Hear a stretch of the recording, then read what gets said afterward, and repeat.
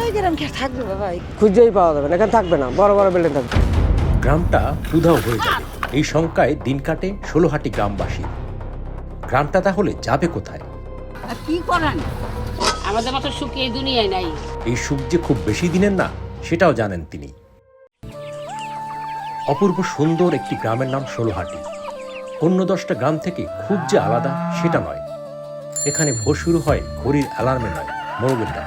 কুকুর ডাকে, শিয়াল ডাকে, এখানে শিয়ালও আছে। হ্যাঁ, এখানে শিয়াল আছে, রাত্রে অ্যাভেলেবেল শিয়াল ডাকে। আমাদের আল্লাহর পাকের ইচ্ছায় অ্যালার্ম দিতে হয় না, মুরগির ডাকে আমাদের আল্লাহ আলহামদুলিল্লাহ ঘুম ভেঙে যায় সকালবেলা।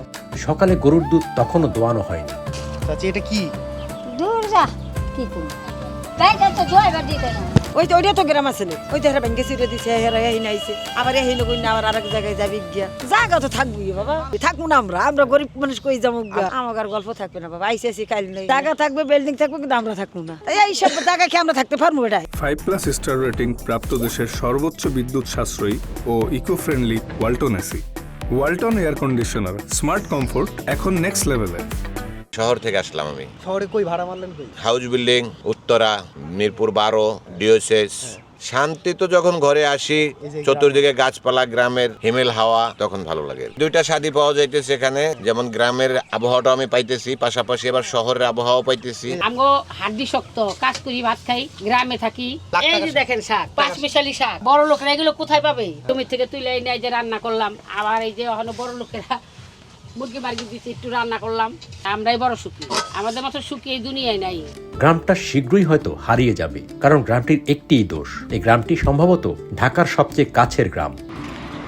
উত্তরার 18 নম্বর সেক্টরের কাছে এই গ্রামটি। মেট্রো রেলের ওই যে সেন্টারটা, এই গ্রামের গরু, মানুষ, হাঁস, মুরগি, ছাগল যা আছে সবাই কিন্তু মেট্রো রেলের যে একটা শব্দ, এটা তাদের কানে ঠিকই আসতেছে। প্রকৃতির যে একটা আবহাওয়া, এইটা আর খুঁজে পাওয়া মানুষ এই এলাকায় পাবে না। এটাও যদি পাইতে হয়, তাদের আবার দেখা গেছে গ্রাম থেকে যাই টাকা খরচ করে ঘুরে দেখে আসতে হবে। এখানে তো আপনি বিনা টাকায় অ্যাভেলেবেল, বিকেলে মানুষ জড়ো হয়ে যায়, অ্যাভেলেবেল ঘুরতে আসে।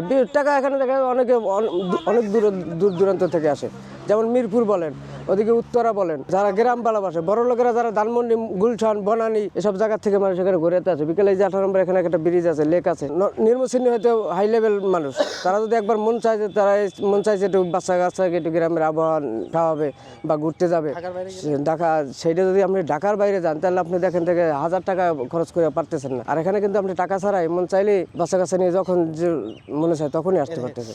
এই যে একটা ন্যাচারাল যে আবহাওয়া, এই যে একটা পরিবেশ, এইটা তো এখানে তো আসলে টাকা লাগে না। মন চাইলেও মেট্রো রেলের উত্তরা সেন্টার থেকে নামিয়া একটু হাইডা একটু বাচ্চা কাচ্চা নিয়ে ঘুরে গেল। এই উত্তরার ভিতরে এখানটাই কিন্তু গ্রাম। এইটা একদিন দেখা যাচ্ছে যে থাকবে না। আমাদের যে একটা আফসোস বা বড় লোকের যে একটা আফসোস করবে, এখন তো চাইলেই দেখা যাচ্ছে বিল্ডিং থেকে নামলেই গ্রামের আবহাওয়া, এইটা আর কখনো পাইতেছে না। বিল্ডিং থাকবে, মানুষ থাকবে, কিন্তু এই ন্যাচারাল আবহাওয়া আর পাচ্ছে না। এভাবেই শহরে ঢেউ গ্রামে লেগে বিলীন হয়ে যায় এক সময়।